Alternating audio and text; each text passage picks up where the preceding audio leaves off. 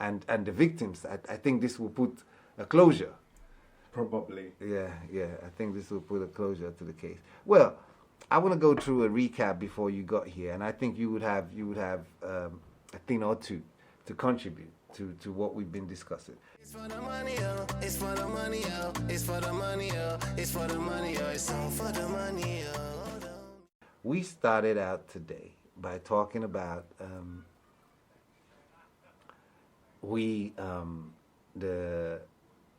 in the UK, generations of black people. You know, we are now in the hundreds of thousands, and we have children. You know, and they don't share the same history. You know, as we do, because as first generation, we identify with the struggles of where we're coming from and the difference in culture and stuff like this. And Diana Abbott, the Labour MP, she wrote in the Jamaican Observer, a paper, and said, if you think Jamaica is bad, you know, go and try Nigeria. You understand? And she said part of the reasons why she wrote that was she visited Nigeria and she asked the women in Nigeria if they, for being adults. And she said she has never seen anywhere in the Caribbean where no matter how the suffering is, you're going to ask the women if the penalty for adultery should be stoning, and they would say yes. She said that's the first point. And then she said Nigeria, an oil-rich nation, you know, ecological disaster, you know, and corruption and everything, and the poverty, you know. After she wrote that article, came back to England, there was 3 Nigerian, may I say the word, political figures in her constituency, and they saw offense to that, say she was creating inter-ethnical friction. As we were saying, they said she was creating some ethnical friction, you know, in the place by saying that about Nigerians, you know.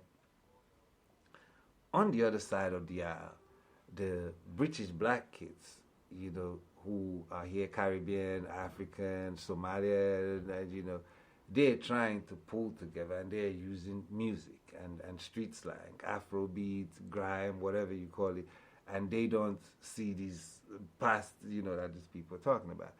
The first point I was making is, how can we, as the people who have come here as the first generation, assist them with other means just besides the music? And then I went into food, and I said, across England, what I've noticed is if you go to Ireland, Scotland, any land, you know, if I may call it like that, Wales, you get a full English breakfast. They speak the same food, you understand? Whilst we cannot do that, we do not take any interest in food that does not originate from where we're coming from. Like, we might go to a West Indian restaurant. I don't think I go enough. You know, I think I should make it a ritual, not because where I find myself now, it's more than going to a restaurant. It's supporting a black business.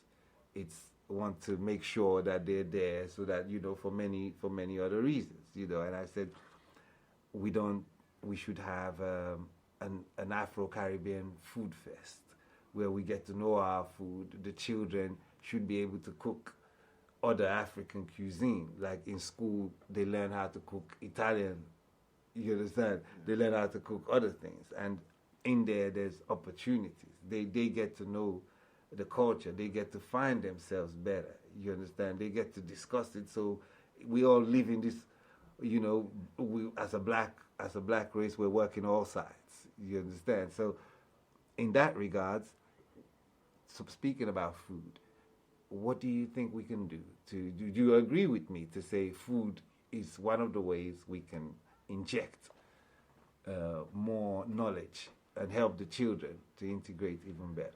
To integrate even better. Yeah, that's one way. Okay. Now the way you're talking about it. Yes. Now I'll be saying, I'm trying to get where you're coming from. Yes, to say, is it that we are not eating our food enough, or or the like all these children like they're doing the grime. Like They connect by they're connecting by means of just music and Afrobeat and stuff like that. What other connections can we do? Consciously. Like if you look at food, like I said, an all English breakfast. There's an identity, it's all English breakfast. So we may not be able to have. Yeah, but see, among African, Yes. it's very difficult to establish because every African, if we did kind of like different, Ghana dish is different from Nigerian dish. Somalian breakfast is different from Tanzanian breakfast. Why don't we make a conscious decision of at least knowing what a Somalian breakfast is? You understand? Like we know Somalian. We know like if you go to a school like near you or right here, there's a lot of Somalian kids. Yeah. And it looked like it's only when your child come home, they've just been to school with a lot of Somalians. Yeah. You don't know anything about it. No. You understand? You understand? You don't know anything. And they're black people. And we're all Africans. We're all Africans. Yeah. And if you look at the forms, if you do form filling in the United Kingdom, there'd be one box to tick, black African.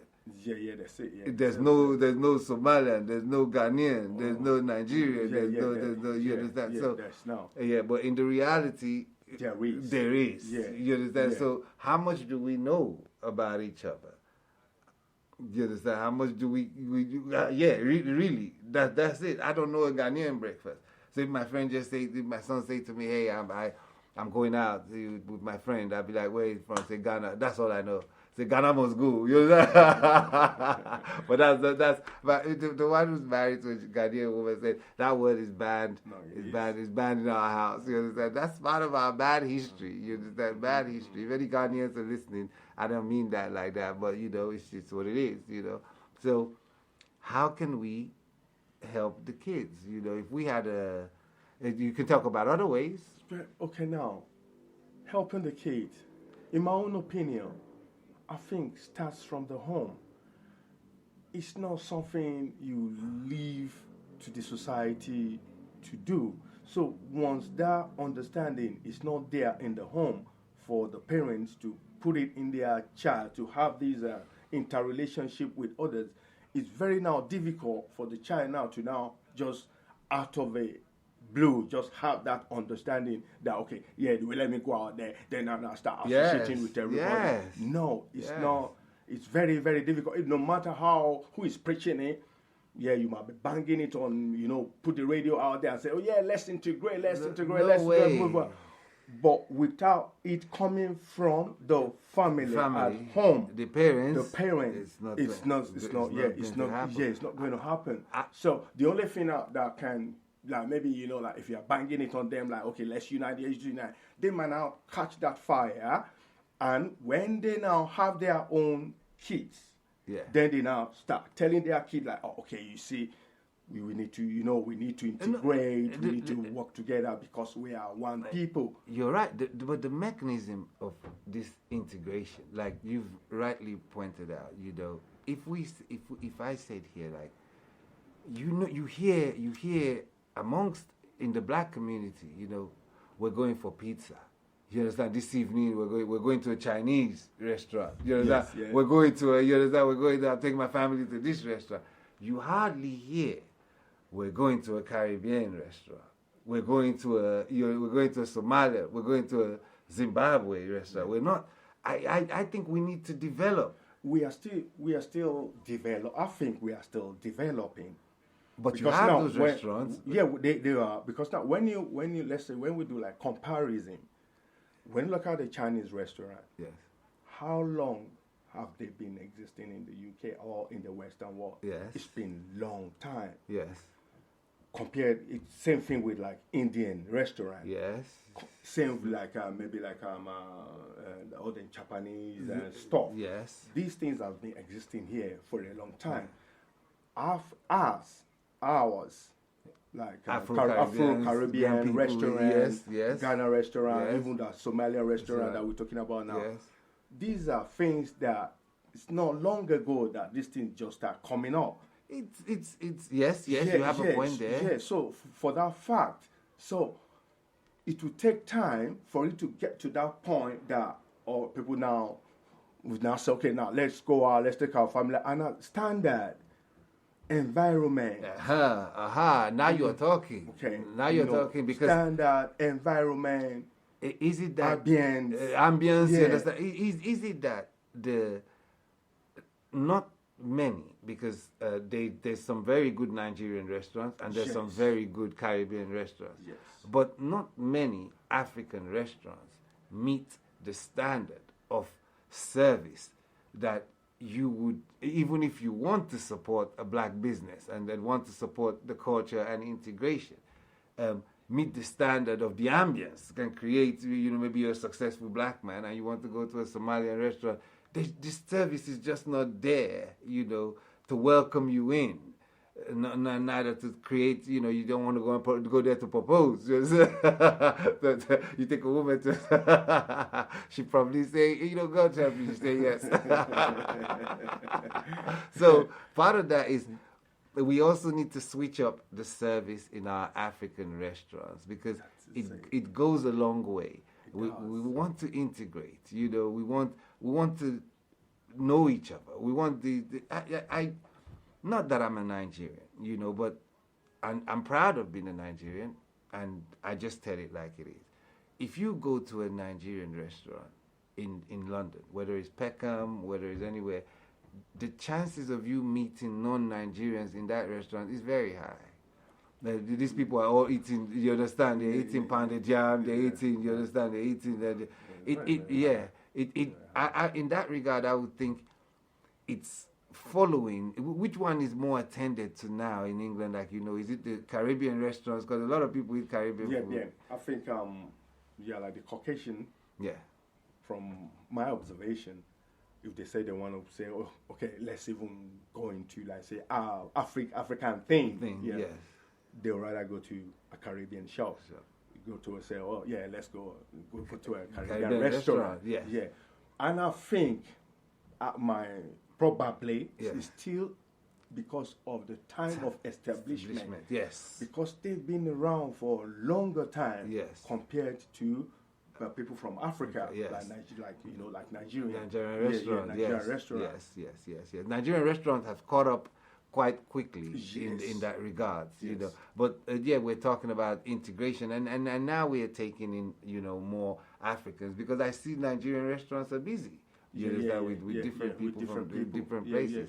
But if we start, that is another way we have established that through food, but we need the service, in the restaurants in order for different parts of Africa to be able to bring their family to wine and dine in various African restaurants, not just the ones that they come from, and consciously give support to the black business in that regard. You understand? We've spoken about the Afro Food Fest and the opportunities that can create, really teaching the kids how to cook cuisines, even from countries where they're not from. You understand? Now, as we keep going down, we touched on that subject and we've established how we can help the children by means of food, really establishing the opportunities in our local food, Then we spoke about other exciting things. One of the things, if you're feeling bad, we're going to make you feel good. If you're feeling good, we're going to make you feel better. Anything we discuss on this show, the intention is for us all to be heading in the right direction. So go ahead and type rtmradio.net 89.9 on your device and join us on the right direction. It's for the money, yo. It's for the money, yo. It's for the money, yo.